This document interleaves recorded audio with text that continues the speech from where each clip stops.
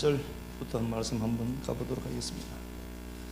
느헤미야 10장 28절부터인데 30절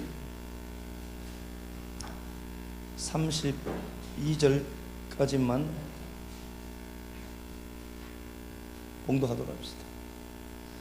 느헤미야 10장 30절에서 32절까지 우영이가 읽도록 하겠습니다. 우리의 딸들을 이 땅 백성에게 주지 아니하고 우리의 아들들을 위하여 그들의 딸들을 데려오지 아니하며 혹시 이 땅 백성이 안식일에 물품이나 온갖 공물을 가져다가 팔려고 할지라도 우리가 안식일이나 성일에는 그들에게서 사지 않겠고 일곱째 해마다 땅을 쉬게 하고 모든 빚을 탕감하리라 하였고 우리가 또 스스로 규례를 정하기를 해마다 각기 세겔의 3분의 1을 수납하여 하나님의 전을 위하여 쓰게 하되. 아멘. 네, 여기까지만 봅시다. 그 힘으로 승리를 이라는 말씀의 제목으로 우리 하나님 말씀을 함께 나누도록 하겠습니다. 계속 이제 느헤미야서를 우리가 계속 한번 대충 이렇게 훑어봤는데요. 수문 앞에 모인 사람들이 결국은 큰 역사를 만들어내더라 이렇게 되어져 있습니다. 제가 먼저 제가 느끼는 그런 경험한 간증 이야기가 아니고요. 그 최준호라고 하는 그 집사님이 계신데 그분이 항공 엔지니어 계에서는 최고의 톱의 자리인데 그 양반이 이제 항공사에서 굉장히 많은 돈을 받고 일을 했는데 어느 날 자기에게 이제 그 좋은 조건이 하나 들어왔어요. 오너로 와달라는 그 신설 항공사에서 오너로 와달라고 하는 그래서 이제 그 들어오라고 하는 그 회사에 들어오라고 하는 그 소리를 듣게 됩니다. 그래서 자기가 장고를 정리를 해요. 이렇게 생각을 해보는데 연봉이 수십 배였습니다. 자기가 받고 있는 연봉의 수십 배를 준다. 그런데 이제 신설항공사에서 잘하니까 데려오려고 했죠. 이 사람이 갔는데 그 신설항공사의 지분이 2단이 갖고 있는 지분이 있어요. 그래서 자기가 고민에 빠집니다. 거기 가면은 돈은 1년에 수십억씩 벌거든요. 그런데 자기가 고민이 빠집니다. 어떻게 해야 될까? 기도하고 하는데 하나님의 음성이 들립니다. 너는 너를 기뻐하는 일을 위해서 존재하냐? 나를 위해 내가 기쁜 것 할래? 라는 그냥 그런 물음이 자기 속에서 터져나와요. 그래서 그가 하나님 정해졌습니다. 그리고 그 수십억 주는 연봉의 자리를 포기해버립니다. 한편으로는 그런 생각이 들었어요. 자기가 내가 이 회사에 가서 뭐 그들이 말하는 논리, 그들이 말하는 대로 나는 신앙생활을 하지 않으니까 신앙의 자유도 준다라고 했거든요. 그런데 자기는 거기에 이단과 관련되어 있다는 사실을 알고 그 수십억 더 들어오는 연봉의 자리를 박차고 나옵니다. 그러면서 그가 그런 고백을 했습니다. 하나님, 나는 돈이 여전히 그 사람들보다 돈이 없지만 나는 돈을 이기는 자가 되었습니다. 멋있는 말이죠. 돈에 지배당하는 자가 아니라 나는 돈을 이기는 자가 되었습니다. 그렇게 흘러가는데 다국적 기업에서 60억 연봉의 자리로 그 사람 데려갔습니다. 저는 그런 고백들을 들을 때마다 우리 식구들이 그 현장에서 있었으면 얼마나 좋았을까. 작은 유혹에 해딱해딱 낮아빠지고 인간들이 만들어둔 쾌락에 그 기쁨에 그걸 소비하고 흡입하는데 하나님이 주실 복이 큰 복이 있는데 그걸 보지 못하는 진짜 근시안적인 인생들을 보면서 멋있는 분이구나 이 양반이. 그런 그 감정들은 별로 유익한 것 아닙니다. 그런데 제가 그런 생각을 했었어요. 우리 식구들은 그 길을 향해 지금도 달려가는 사람들이 있구나. 눈에 보이죠. 저 양반에겐 저 역사가 꼭 나타나요.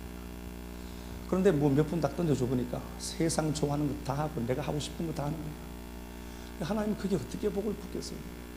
하나님이 눈도 있고 귀도 만들고 눈도 만드신 분이라는데 그 하나님을 기쁘게 하면은 내 인생 기쁘게 하는 거는 쉽다니까요. 오늘도 찬양하는 가운데 한 두세 사람 정도는 굉장히 기뻤을 거예요.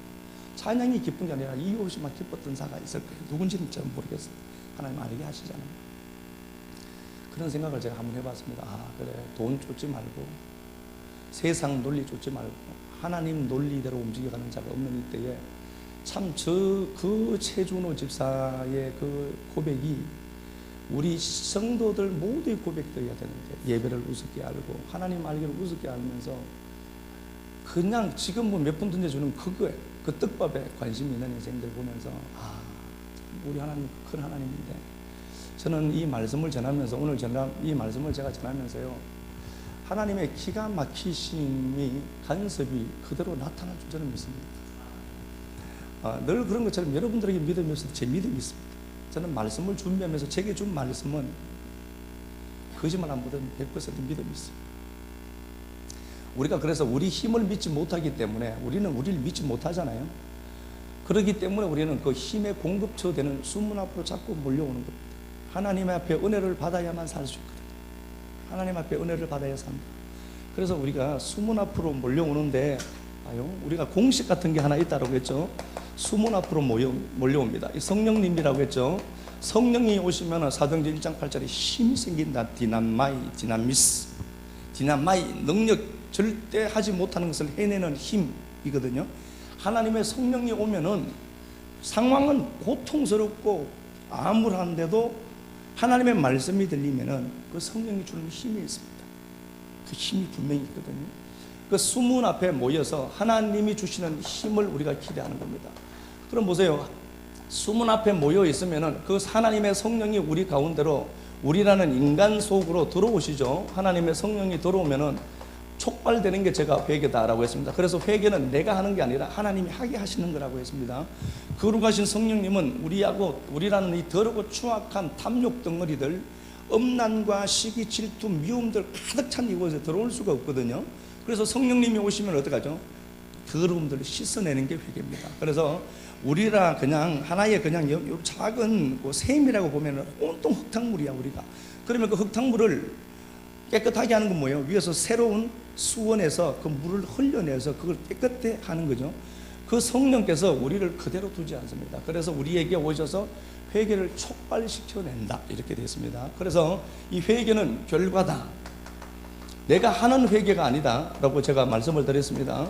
그래서 사도행전 2장에서 보면은 이미 사도 바울이 예수가 추가되심과 예수가 죽고 부활하심을 설명할 때 그들이 어찌할꼬 라고 하면서 찔림을 받죠. 찔림이 생겨요. 하나님의 말씀을 들으면서 여러분 감각이 생기고 말씀이 들림으로 마음이 찔려요. 이렇게 살아서는 안 되겠구나 이거.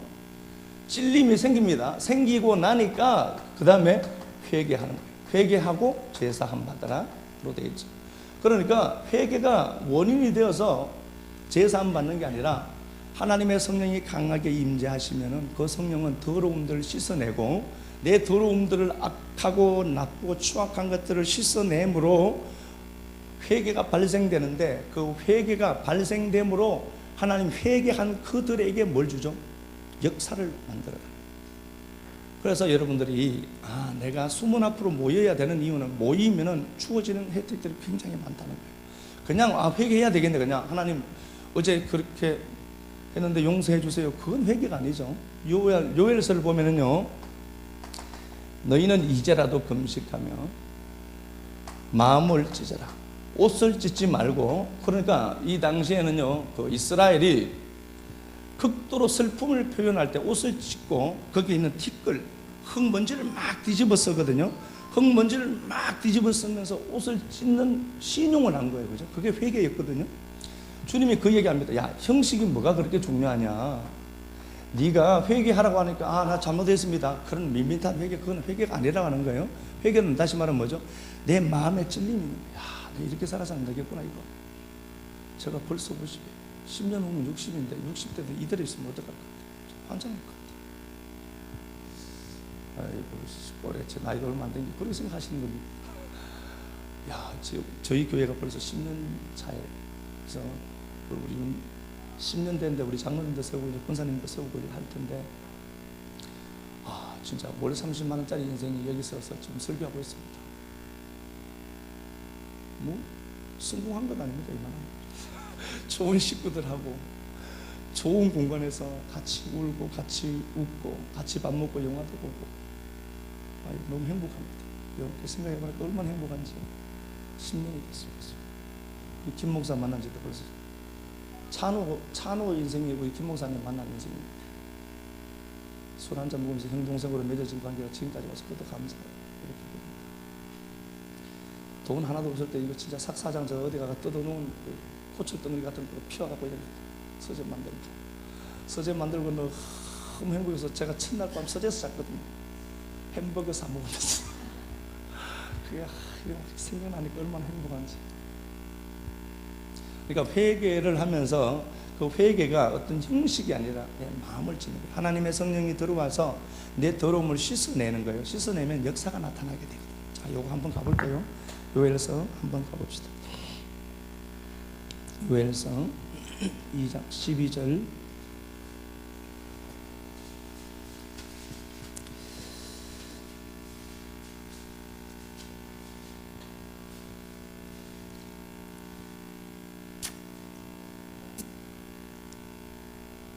읽어봐. 요엘서 2장 12절.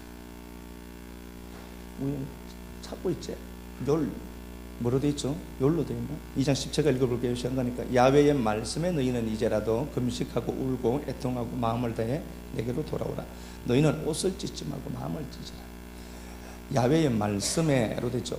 말씀이라는 단어가 제가 말씀드렸죠. 이거 한번 나암이라는 단어입니다. 여기 나오는 말씀, 나암이라는 단어는 귓속말로 할 때 하는 소리예요. 그러니까 옆에 있는 사람은 못 들어요. 귓속말로 할 때 얘기하는 당사자와 그 귓속말로 듣는 당사자만 아는 거예요. 그 말씀입니다. 그러니까 이 회개라고 하는 것도 모든 자들에게 열려 있는 게 아니라 하나님 특별히 누구에게 귀를 여시고 그 귀에다가 야, 너 오늘 회개할 귀에다 라고 말씀한다는 거예요. 그러니까 모든 자들이 하는 것 아니다 라는 거죠. 하나님 말씀이 들리는 그때, 이제라도라는 단어도 아타인데요, 바로 지금이라는 단어. 하나님 말씀이 그냥 말씀으로 들리는 게 아니라 내 가슴을 꽉 치는 걸로 들려요. 그때 옷을 찢지 말고 마음을 찢으라. 그러니까 형식이 중요한 것 아닙니다. 형식이 중요한 게 아니라 마음의 상태가 중요합니다. 자, 18절 한번 가보겠습니다. 제가 그때에 우리가 그런 일들을 만들어갈 그때에 야훼께서 자기 땅을 극진히 사랑하시고 백성을 불쌍히 여기사 야훼께서 그들에게 응답하여 이르시되 내가 너희에게 곡식과 새 포도주와 기름을 주리니 너희가 이로 말미암아 흡족하라. 하나님이 우리가 하나님의 주의 성령이 우리 안에 오셔서 더러움을 씻어낼 때에 그 회개에 내가 촉발되어서 노출되어 있으면은 하나님이 그 우리 삶에 오셔서 곡식과 새 포도주 기름을 흡족하게 줄게. 현상적인 이 복은 어떻게 하죠? 그게 달라붙어 있다 이렇게 되어 있죠. 그래서 이런 일들을 니들이 할 때 현상의 복, 나타나지는 이 현상의 복,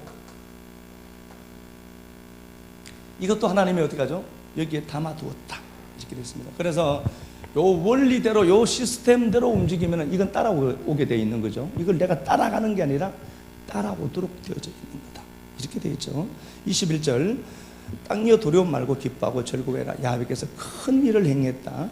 22절 하반절에 힘을 내는 도다. 힘을 내는 도다 이렇게 되어 있죠. 24절 넘치리다. 25절 갚아주리니 마지막 절입니다.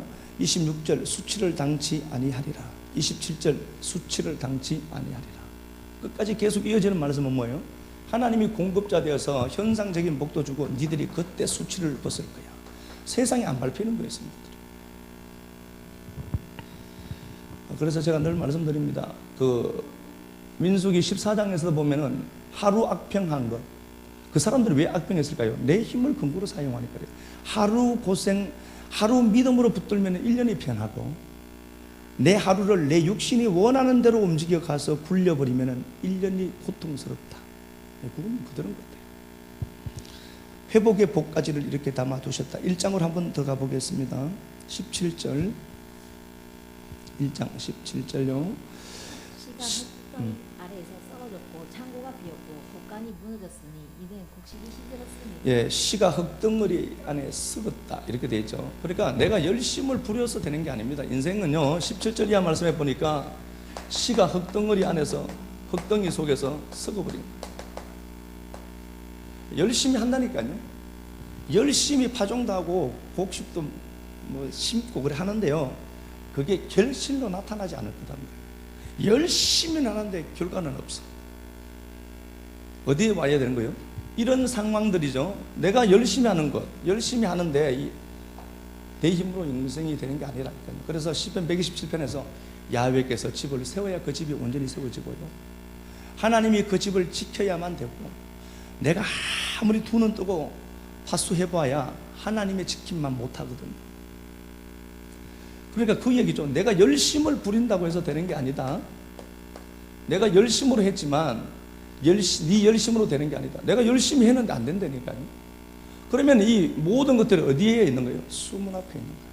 그래서 진리가 들려지는 곳이 그렇게 중요한 겁니다. 말씀이 들리는 게 그렇게 중요한 거예요. 때로는 뭐 그 수문인 줄 알았는데 물이 없는 곳일 수도 있죠. 그 얘기를 하는 겁니다. 그러니까 모든 것들이 회복되어서 다시 힘을 낸다. 그러니까 우리가 수문 앞으로 모여들면 들수록 어떤 일이 생기죠? 내 인생에 공급되어야 될 것들이 힘을 내고 있어요. 그러니까 내가 지금 하나님 앞에 예배자로 하나님 앞에 와 있으면은 내 인생에 유입되어야 될 그 사람들 지금 잘 되게 돼요. 그런 복이 있다니까요. 나 하나 잘 되기 위해서 그 사람 잘 돼야 되거든요. 그런 복이 있습니다. 저 사람 잘 되고 있습니다. 절대로 시기 질투할 것 없습니다. 그것 잘 되는 게 나를 위한 거니까. 헐려올 때가 있거든요. 그런데 내가 보세요. 이 시스템대로 움직여가지 않으면 어떻게 해요? 그냥 수치당하겠죠. 내가 열심히 하는데 결과가 없다니까. 한결같은 믿음을 가진 사람들이 있잖아요. 이 부분에. 그러시면 안 되거든요. 그러니까 하나님의 말씀 붙들고, 그러면 절대로 우리가 그렇게 하면 안 되거든요. 자, 우리 본문 한번 이렇게 가보면은요. 자, 9장으로 한번 가보겠습니다. 이제 우리가 했던 말씀들이었고, 9장은 전체적으로 수문 앞에 모인 그들이 회개를 촉발시켜내시는 하나님으로 말미암아, 그죠? 이제 그들이 자기 선자리들을 알게 되죠. 자, 봅니다. 이거 좀 지우겠습니다. 회개가 이 땅의 끝까지도 이제 이 회개는 회복의 모든 것을 갖고 있다. 이렇게 되어 있습니다. 그렇죠? 그래서 그 성령이 회개케 하고 그 회개에는 이 땅의 회복의 복도 주어져 있다는 겁니다. 그런데 이걸 위해서 이 회개를 하면서 단순히 옷을 찢는 게 아니라 그들은 이방과 절교했습니다. 그렇죠? 이 얘기를 하면서 9장 전체장은 단순히 그런 얘기예요. 느헤미야 9장은 다시 언약을 맺습니다. 이스라엘 백성들이 하나님과 다시 언약을 체결하는 겁니다. 다 그런 얘기예요. 자, 한번 가볼게요. 9장에서 그들은 7절 보면은 아브라함을 하나님이 불러내신 장면부터 계속해서 그 이야기를 하고요. 9절에서 홍해를 가르고 나온 사건, 계속 그런 이야기를 하시는 겁니다. 그리고 광야 노정을 지나고 가나안 땅에 입성하고 바벨론 포로가 되고 하는 모든 상황들을 다 그려나가세요. 그러니까 9장 전체는 느헤미야 9장은 다시 언약을 맺으면서 하나님의 언약을, 하나님의 인도하심을 한번 추적해 보았던 겁니다. 그리고 보세요. 9장 38절 봅니다.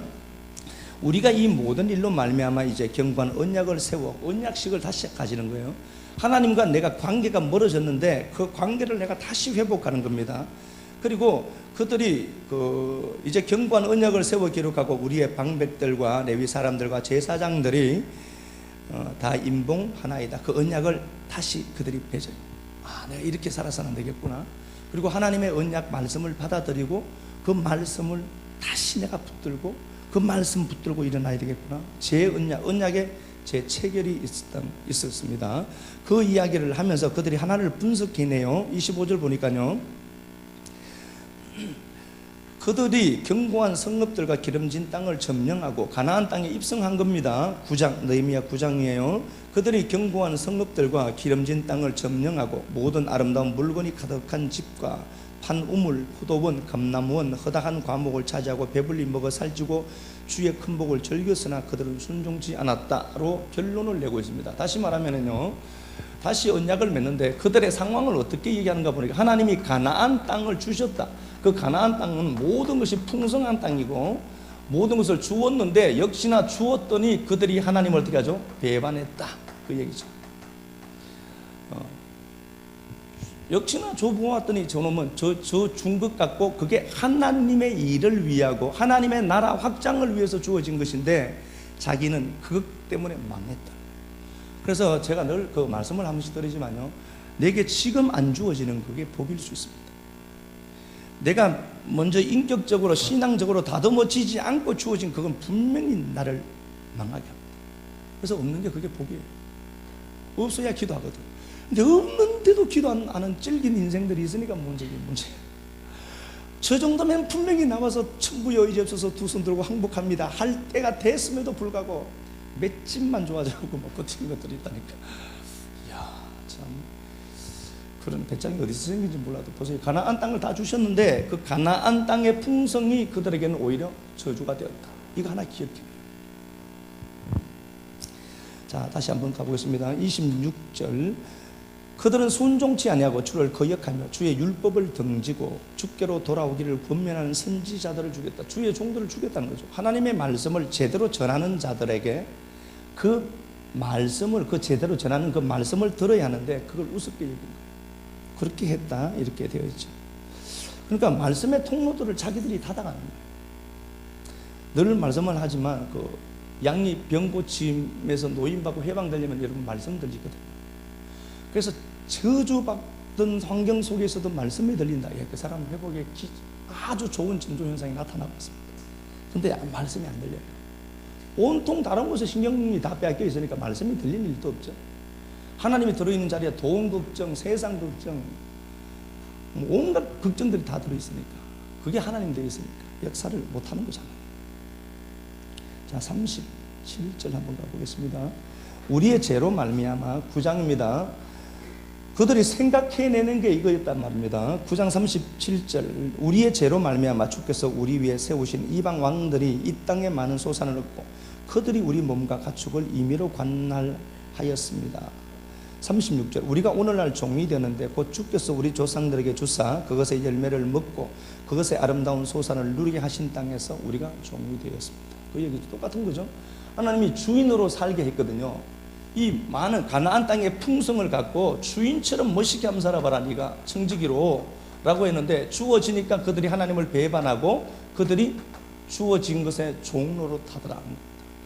그러니까 하나님이 내 삶에 주셨는데 주신 거기에 푹 빠져버리니까 영성이 없으니까 그래요. 믿음이 없으니까 주어진 거기에 빠져버리는 거야. 그러니까 거기에 종로로 타는 거야. 참 이거 진짜 비참하잖아요. 하나님 내 인생에 건강 주시고 물질 주시고 시간을 딱 줘놨더니 그게 목적인 마냥 미쳐버린 거예요. 그게 푹 빠져서.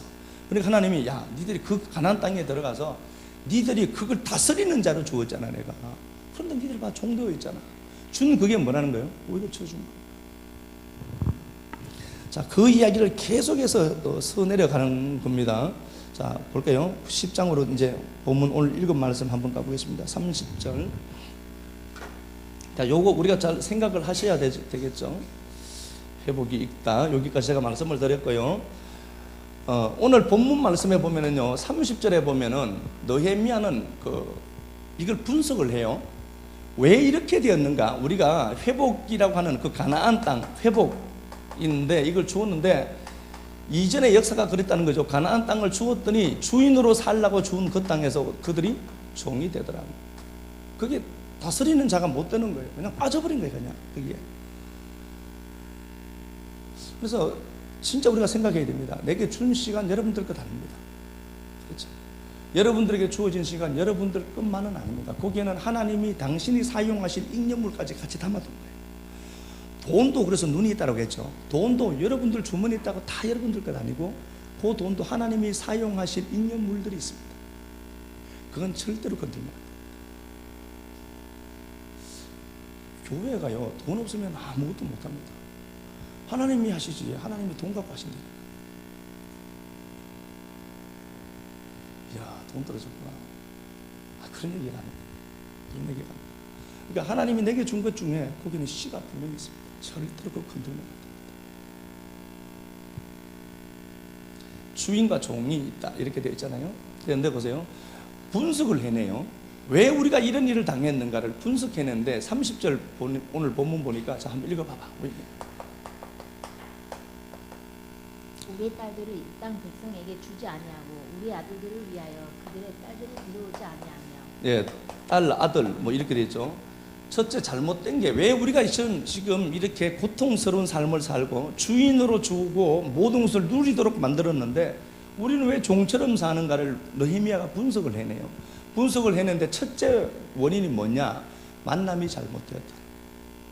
이방 딸과 이방 아들과 섞이지 말라는 거죠. 혼인하지 말라는 거죠.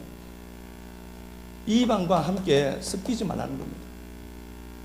제가 말씀을 드렸어요. 열왕기상 11장에 보면은 솔로몬이 망한 것이 이것 때문이었습니다. 여자 하나 잘못 들어오니까, 여자들 잘못 들어오니까 그 사람들 배후에는 사람마다 신들이 있다고 했죠. 사람마다 신의 지배를 받아요. 영향을 받고 있거든요. 그래서 어떤 사람에게 돈 그러면 미쳐버리는 거예요. 그냥 돈신. 어떤 사람 옆에 가면 음란한 이야기 막 쏟아부어. 음란한 귀신 붙어있는 거예요. 지들 눈에는 안 보이는 게 없는 줄 알죠. 그런 것들이 영향을 받는다니까요. 성도는 그래서 분명히 하셔야 될 것은, 내가 그런 말을 들었는데 그게 막 행복하다, 그런 말들이, 그거는 뭔가가 병든 겁니다. 그런 말 들을 때 부딪혀야 돼요. 생명이 아닌 그 말에 부딪혀야 됩니다. 만남이 잘못되었다는 것을 그들이 기억해냅니다. 자, 보세요. 이 만남이 얼마나 중요한가. 열왕기상 22장 한번 가보도록 하겠습니다. 만남 잘못해서 다 틀어먹은 한 사람이 나옵니다. 열왕기상 22장 45절.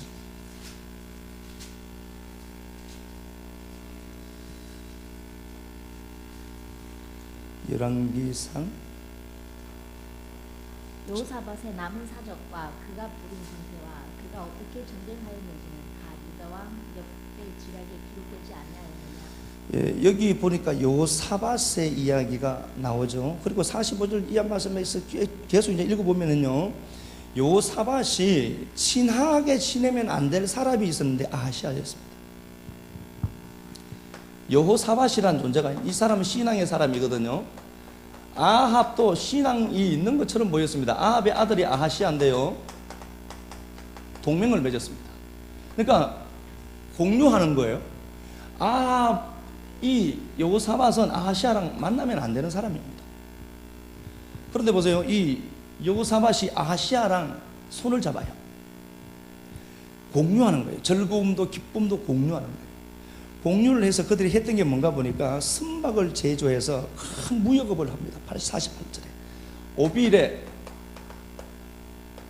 금을 수입해서 제조해서 다시 파는 일을 하려고 엄청난 무역에 투입하는 겁니다. 그런데 아시는 것처럼 48절에 여호사밧이 다시스의 선박을 제조하고 오빌로 금을 구하러 보내려 하였더니 그 배가 에시온 개별에서 파선했다. 그렇게 애지중지했던 그게 파선됐다. 이게 좀 더 정확하게 나온 데가 있거든요. 역대하 20장으로 한번 더 가볼게요. 그럼요. 역대하 20장.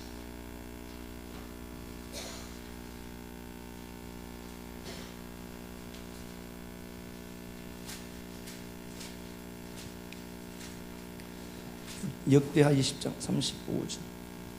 제가 한번 읽어보겠습니다. 역대하 똑같은 이야기입니다. 열왕기상 22장 이야기랑 역대하 20장 35절. 유다 왕 여호사밧이 나중에 이스라엘 왕 아하시아와 교제했는데 아하시아는 심히 악을 행하는 자다. 하나님 보시기에 이는 나쁜 놈이다라고 했거든요.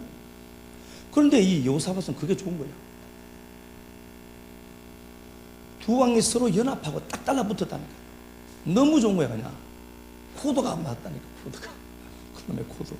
두 왕이 서로 연합하고 배를 만들어 다시스로 보내고자 하여 에시온 개별에서 배를 만들었더니 이게 파선해버렸죠.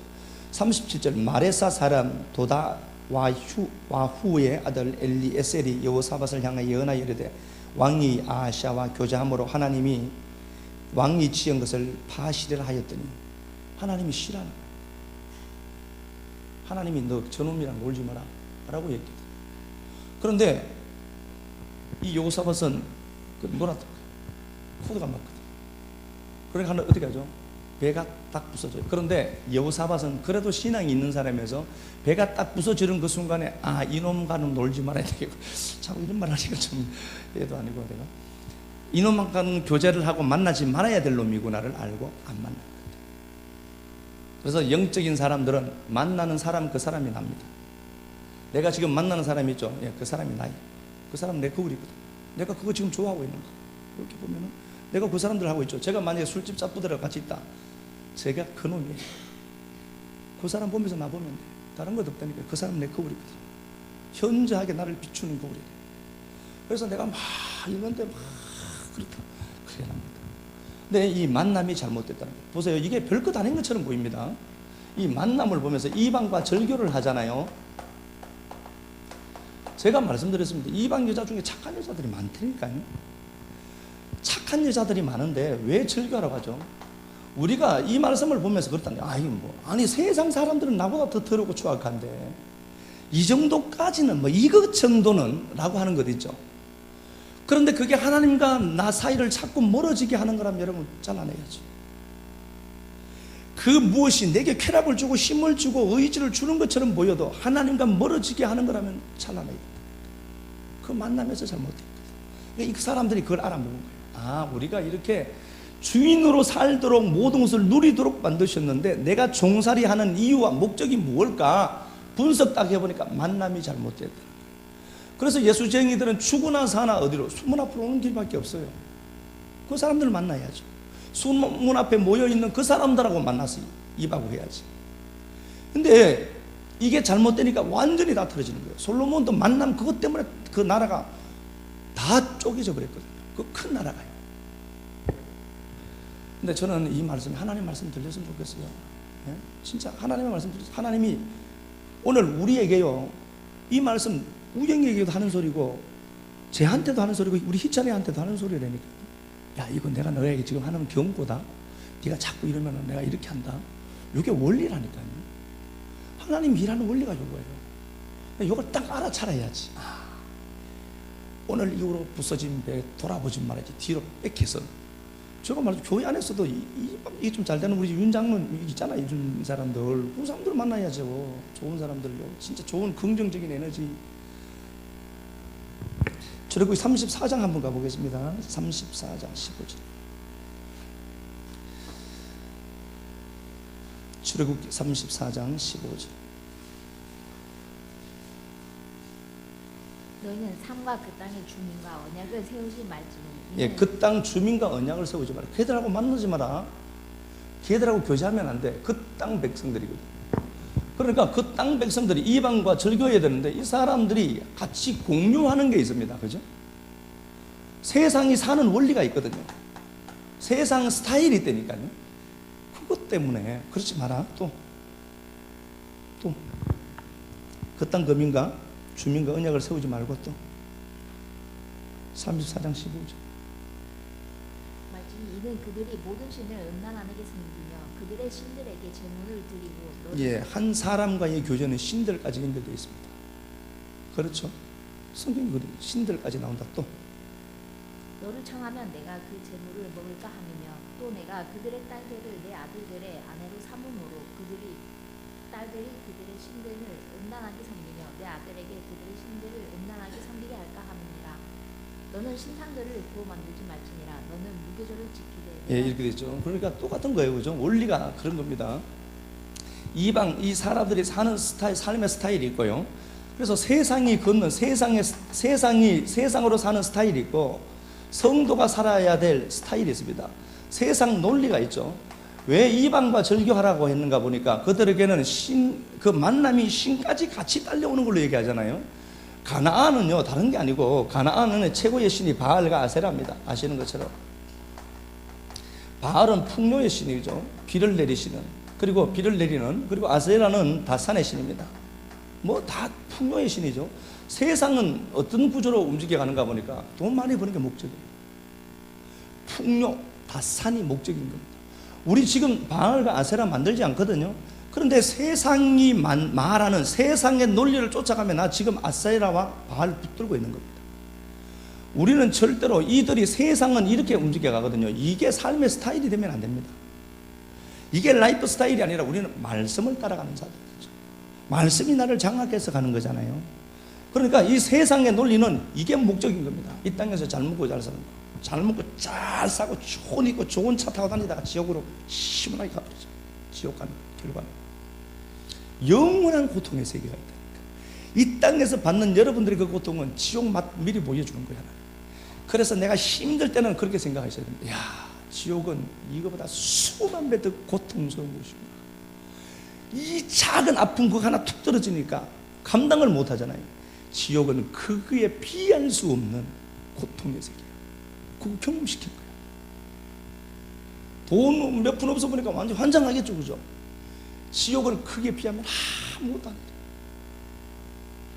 세상의 논리는 그거거든요. 그러니까 똑같은 거라니까요. 내가 도덕적으로 깨끗하고 착하게 사는데 뭐 세상도 그냥 별로 여기서 우리가 타협할 수 있다니까요. 그러나 꼭 기억해야 될 것은 하나님과 멀어지게 하는 그게 성공처럼 보여도 여러분들은 그거 놓아야 돼요. 최준호 집사처럼. 하나님과 방해가 된다면 여러분들에게 즐거움도 기쁨도 성공도 끊어내야 돼요. 하나님이 기뻐하시는 게 뭘까 생각해야 돼요. 자, 또 하나 그들이요. 본문 다시 한번 가보도록 하겠습니다. 31절 보면은 또 하나를 찾아내요.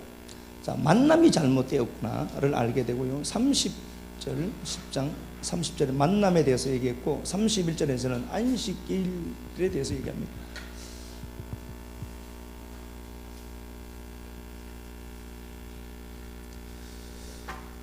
우리가 이거 뭐 한번 박 권사님하고 오셔서 이제 말씀을 좀 한번 나누었었거든요. 그래서 말씀을 나누는 가운데 이 말씀을 생각해서 제가 얘기를 하는데 31절에 보면은 안식일에 대해서 나옵니다. 자, 우리가 그렇게 실패한 이유는 만남이 잘못되었구나. 그러면 어떻게 해요? 내게 주어진 그 만남을 내가 지금 수정해 가면 되죠. 그 만남 수정해 가야 돼요. 하나님과 멀어지게 하는 그것들, 내게 아무리 즐거워도 끊어내야 될 것은 끊어내야 되거든. 그 만남이 잘못됐구나. 또 하나가 뭔가 보니까 안식일에 대해서 그들이 생각해요. 안식일 날 그들이 돈 벌러 했다는 거야. 주일날 일하지 마라. 그거는 뭐 아주 기초적인 거고요. 그래서 그걸 제가 얘기하려고 하는 게 아니라 날의 안식일은요, 날의 복을 준 거예요. 그리고 아시는 것처럼요, 하나님이 천지를 창조하시고 안식했습니다. 안식은 그래서 샤바트, 멈추다, 완성하다는 개념을 갖고 있어요. 샤바트라고 하죠. 안식은 쉼, 마침, 끝내다는 거, 끝냄. 이 안식일 날, 우리 안식일 지키는 건 아닙니다. 그렇죠? 그런데 안식일은 특징이 뭔가 보니까 날에다가 복을 줘놨어요. 날에다가. 그 안식일이 변해서 우리가 뭐 변했다, 뭐 주일을 성수하자, 뭐 그런 거는 아주 유치한 거고, 그죠? 알잖아요. 이 안식일이 이제 우리에게는 모일 수 있는 좋은 날이 주일이 됐습니다. 이 주일이 8일째니까 새로운 날로 드리는 거죠. 의미로 새로운 날이죠. 8, 새로운 날. 그러니까 이 안식의 그 목적이 뭔가 보니까 하나님이 시작했고 하나님이 완성한다는 겁니다. 하나님이 시작했고 하나님이 창조를 완성한 거예요. 거기 우리가 보탤 게 하나도 없다는 거거든요. 그런데 보세요. 여기서 이 날에다가 복을 줬잖아요. 그래서 우리가 아는 것처럼 예배를 소중하게 기도합니다. 그 예배가 있는 자리, 그 날에 복을 준 날이거든요. 모든 것은 대상에게 복을 줬죠. 창세기 1장을 자세히 한번 보시면 모든 대상에게, 해, 달, 별, 모든 대상에게 복을 줬는데 안식일에는 그 날에다가 복을 줬어요. 그 시간에 복을 준 거거든요. 다시 말하면 뭐죠? 야, 내가 너에게 준 그 시간들 왜 자꾸 너는 너를 위해서 쓰는 거야? 그게 누구 시간에 담겨져 있죠? 하나님 시간에 담겨져 있어요. 그래서 주일날 때 먹는 건 진짜 도둑놈입니다. 그러면서 복 받으려고 하시면 안 되죠. 그 날 때 먹으면 날 시작이 거기서 있거든. 안식일이라는 그 날에서 시작되는 거예요. 주일 성수하라는 소리가 아닙니다. 그 날 누가 완성한 거예요? 하나님이 시작했고 하나님이 완성한 거예요. 그런데 보세요. 우리는 주체가 누가 되어 있죠? 내가 되어 있는 거예요. 하나님이 그 얘기 하시는 거예요. 야, 내가 시작했고 내가 완성했잖아. 그러니까 네 인생은 누구에게 있죠? 내 인생은 하나님께 있다는 거예요. 하나님께 있는데 어느 순간인가 내가 벌어먹어야 되는 걸로 엮이죠. 이집트 땅과 이스라엘 백성들이 가는 가나안 땅이 있잖아요. 이집트는 우리가 아는 것처럼 나일강이 있어서요, 풍부한 수원이 있습니다. 물이 넘쳐나요. 그래서 씨를 푹 던지고 발로 푹 밟아놓으면 씨가 막 올라와요. 그렇게 물이 많아요. 근데 여기는 내가 수고한 만큼 거두어요. 세상은 넌 오늘 한 평이 있는데 거기 물도 많다니까요. 확 뿌리고 발로 쭉 밟고 물 대놓으면은 그거 그냥 한 평, 오늘 한 평 이랬으면 한 평만큼 나와요. 조건이 좋거든요. 남들 한 평 할 때 2평 하면 2평 나온다니까요. 이 애국은 그런 땅이에요. 그런데 우리가 아는 것처럼 가나안 땅은 신명기 11장 10절에 보면 위에서 비를 주는데 비가 없으면 농사가 안 된다는 겁니다. 그래서 세상과 우리는 달라요. 세상은 지가 열심히 하면 먹고 삽니다. 그런데 우리는 열심히 해도 먹고 못 살아요. 누가 해야 돼? 하나님이 하늘 문을 확 열고 비를 쏟아부어야 돼요. 주체가 하나님이거든요. 그러니까 세상과 똑같이 사는데 나는 안 되는 이유가 그겁니다. 우리는 이미 세상이 살아가는 삶의 스타일과 우리가 살아가야 될 노선이 다르기 때문에 그렇습니다. 그래서 우리는 열심히 해놓고 거기서 비가 오도록 기다려야 돼요. 이게 환장한다니까요. 근데 우리가 아시는 것처럼요, 이 가나안 땅에는 아무것도 제대로 사실 이 애굽 땅과는 비교가 안 되거든요. 근데 내가 이집트 땅에서 내가 주체가 돼서 내가 힘들어서 먹고 산 거야.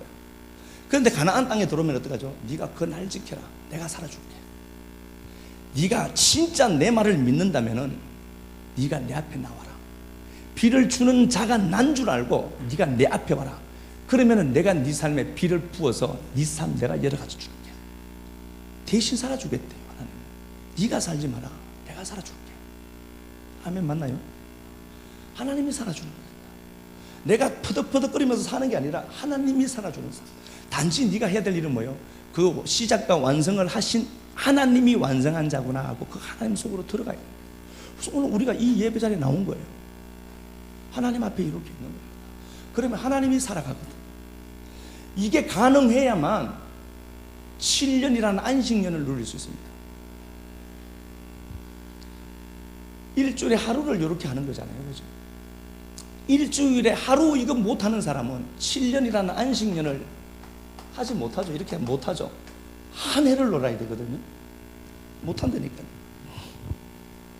자, 출애굽기 31장을 한번 가보겠습니다. 출애굽기 31장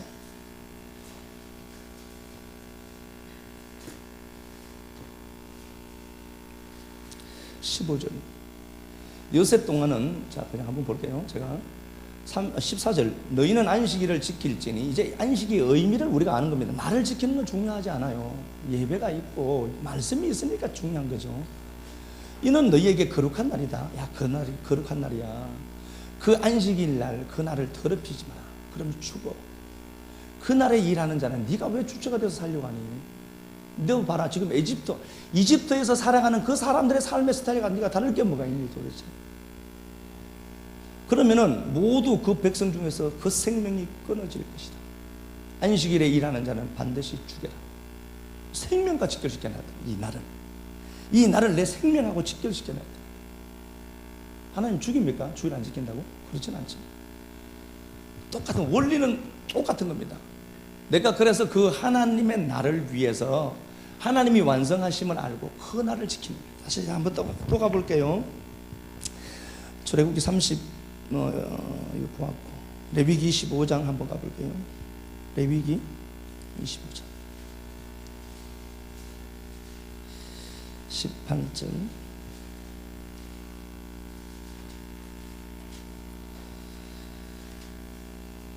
제가 한번 읽어보겠습니다. 레위기 25장 18절. 너희는 내 규례를 행하고 내 법도를 지켜 행하라. 그리하면 너희가 그 땅에서 안전하게 거하리라. 뭐 죽이는 얘기죠. 21절. 내가 명령하여 6째 해에 내 복에 소출을 주고, 20절. 만일 너희가 말하기를 우리가 만일 7째 해에 심지도 않고 그 소출을 거두지도 못하면 뭐 먹고 삽니까? 라고 하니까 21절. 내가 명령하여 6째 해에 내 복을 너희에게 주고. 누구 복이죠? 하나님의 복. 하나님이 하시는 거죠. 그렇게 얘기하는 겁니다. 자, 이게 다른 말이 아니라 뭐 복잡한 것도 아니고요. 보세요.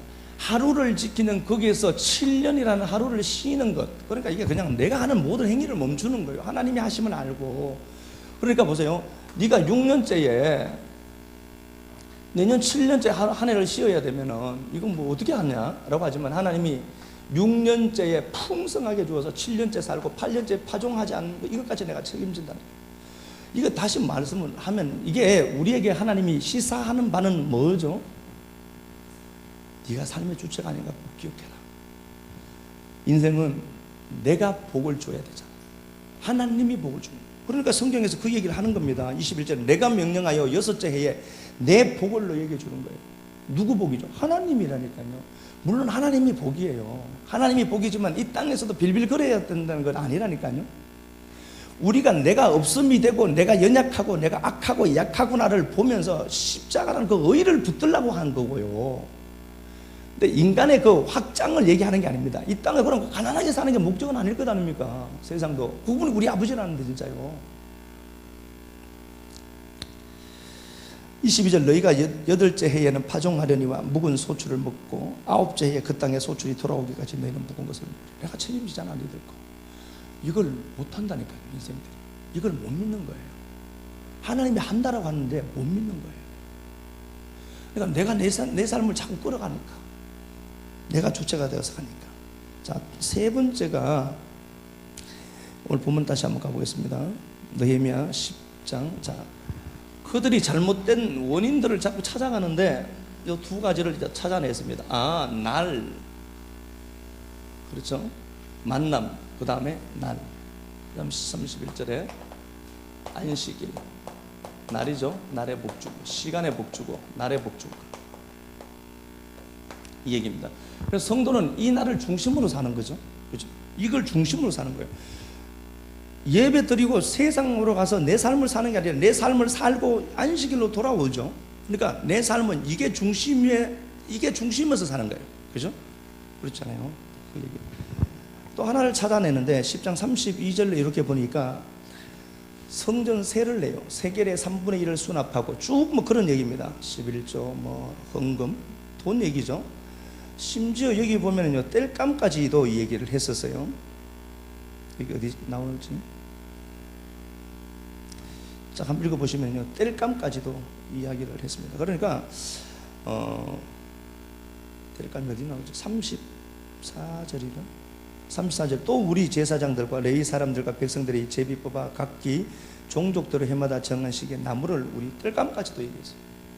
그러니까 만남. 그 다음에 32절 이하 말씀에 보면은 돈 사용처가 잘못되었다. 이걸, 그러니까 돈 자체가 문제가 아니라 돈의 목적은 뭐예요? 성전의 기능을 수월하게 하는 거예요. 성전의 기능을 위한 거거든요. 그래서 돈이 필요해요. 그죠? 느헤미야가 세 가지를 진단해냅니다. 자, 보세요. 만남이 잘못됐구나. 우리 만남을 끊자.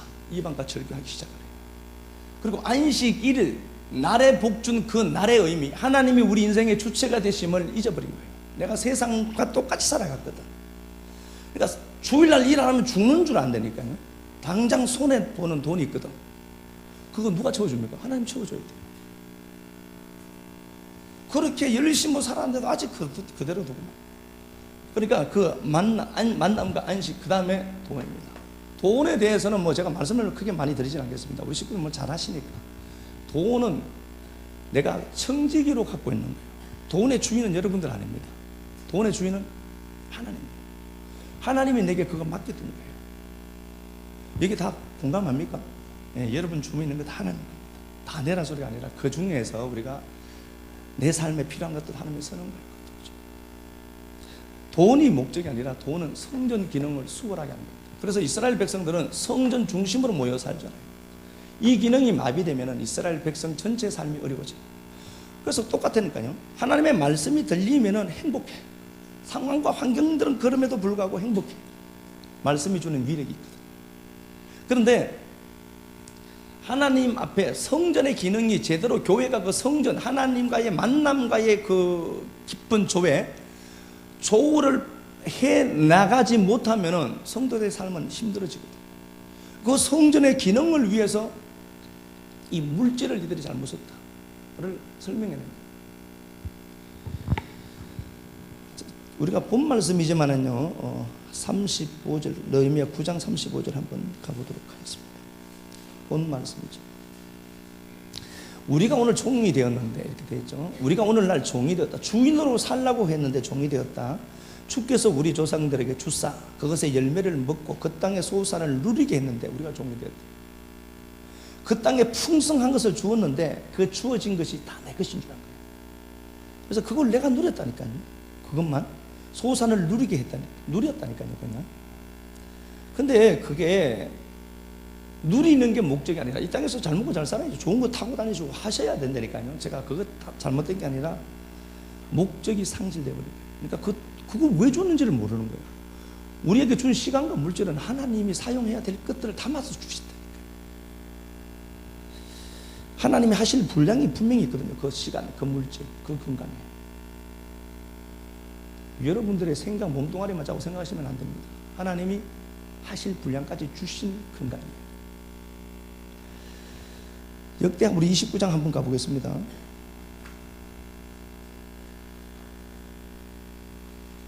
역대하 29장.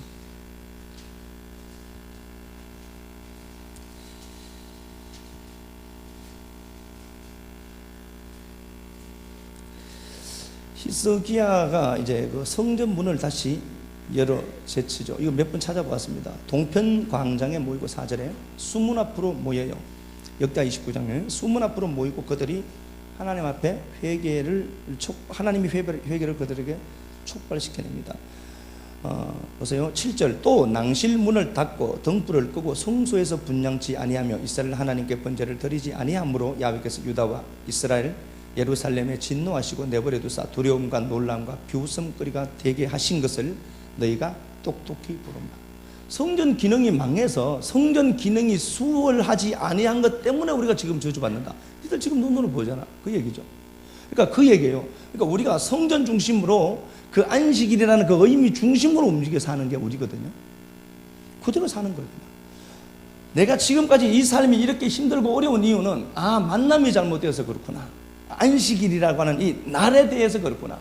그리고 돈 관리 내가 못했구나. 내가 돈을 내 멋대로 썼구나. 그냥 하나님이 하실 것까지 다 많은데 그때 먹은 거예요. 그냥 느헤미야가 이걸 찾아내요. 본문 39절 한번 보고 마치도록 하겠습니다. 본문 39절 곧 이스라엘 자손과 레위 자손이 그제로 드린 곡식 새 포도주 기름을 가져다가 성소의 그릇들을 두는 골방 곧 숨기는 제사장들과 문지기들과 노래하는 자들이 있는 골방에 둘 것이라. 그리하여 우리가 우리 하나님의 전을 버려두지 아니하리로다. 하반절 제가 다시 읽겠습니다. 성전 곳간의 모든 기물들을 채워 넣습니다. 성전의 기능이 수월하게 하도록 위해서 모든 것을 하나님의 전에 채워 넣어요. 그러면서 그들이 하는 소리가 그리하여 우리가 우리 하나님의 전을 버려두지 아니하리로다. 우리가 우리 하나님의 전을 이대로 두면 안 된다는 거죠. 우리가 지켜나가야 되는 거죠. 여러분들이 지키는 교회가 되어야 됩니다. 이 교회가 여러분들이 사수하는 교회가 됩니다. 그래서 여러분들의 물질이 때로는 들어가고요. 여러분들의 헌신이 필요하고 여러분들의 기도가 필요한 게 이 교회입니다. 이 교회는 그 돈으로 저도 먹고 살고요. 여러분들의 영이 사는 길이 여기 있기 때문에 그렇습니다. 그러니까 내가 이 권능이 저는 먹여 살리네 생각하시면 안 되고 이 교회는 여러분들 개인의 교회거든요. 제가 말씀드리지만 제 교회 아닙니다. 저는 언제든지 갈 수도 있고요. 하나님 옮기시면 가야 될 사람들 그렇잖아요. 똑같은 것 아닙니까? 여러분들도 여기 신앙하다가 나오고 안 맞으면 또 갈 수도 있고요. 제가 갈 수도 있고 여러분들 갈 수도 있는 게 이 교회거든요. 제가 전에 얘기를 했죠. 우리 이 교회가 여러분 제 교회가 아니라 여러분들 교회잖아요. 라고 했으니까 황석기 성도님이죠. 집 살 뻔했네. 황석기 성도님이 사람 포대기 갖다 놨더라. 왜 갖다 놨냐고 물어보니까 자기 교회에서 갖다 놨대. 이야, 어떨 때 보면 한 번씩 깜짝 놀랄 때도 있습니다. 하나님의 교회니까 이게 내 교회니까. 이게 여러분들의 교회입니다. 내가 은혜 받는 곳이고 내 생명이 자라는 곳이고. 그래서 여러분 이 돈 들여서 이 권능이 먹이 살린다? 아니요. 그렇게 생각하시면 안 됩니다. 여러분들은 내 교회를 내가 갖고 가는 거죠. 그래서 돈 내릴 때 고민할 것도 아니고 내 거라고 생각하면 내죠. 내 시간이라고 하면은 이게 내 거니까 내가 여기다가 시간을 투입하는 거예요. 그렇잖아요. 그러니까 우리가 꼭 기억해야 될 건 그겁니다. 느헤미야가 3가지를 발견했어요. 만남부터 정리해야 되겠구나.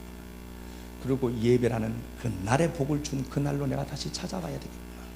또 하나는 내게 준 그 돈, 내 쾌락을 위해서, 내 즐거움을 위해서 주어진 게 아니구나. 하나님이 하실 것까지 담아둔 게 그거구나. 요걸 알아먹고 그들이 큰 회개 역사를 만들고 하나님의 영광이 그들에게 임재로 나타난 겁니다. 여러분들은 진짜 그랬으면 좋겠습니다. 진짜 그렇게 해서 하나님이 물론 우리가 갖고 있는 힘으로 이렇게 하는 게 아니라 성령이 수문 앞에 우리를 모이게 했고 그 은혜가 그 힘이 이걸 하게 하는 역사가 있었으면 좋겠습니다. 우리 찬양 한 장 드리겠습니다. 문 앞에 모여 있습니다. 우리 힘을 믿지 못하고 우리가 가진 것을 믿지 못하고 나를 믿지 못합니다. 그래서 오늘 수문 앞에서 당신이 주시는 그 은혜 사모하고 그 은혜 앞에 구걸하고 있습니다. 사실은 주님이 우리에게 오셔서 당신이 사시기 위해서 더럽고 추악한 것들을 씻어내시고 그 회개가 우리를 통해서 촉발되어짐에 그때 주어진 그 힘으로 세상과 절규하고 내가 기뻐하는 것들 끊어내고 하나님이 기뻐하지 않은 것들, 내게 아무리 기쁨이 달지라도 하나님 생각하고 끊어내고 잘라내는 결단의 역사가 있게만 하옵소서.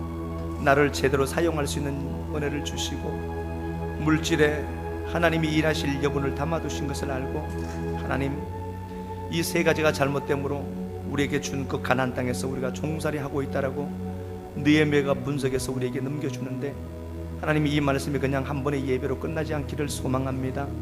이 말씀의 거울 앞에 나를 비춰보면서 살 수 있는 기회가 오늘 이 시간에 주어짐을 알고 하나님, 아시아와의 교제가 끊어지는 역사가 있고 하나님의 임재 앞으로 더 가까이 나오는 역사가 풍성케만 하옵소서.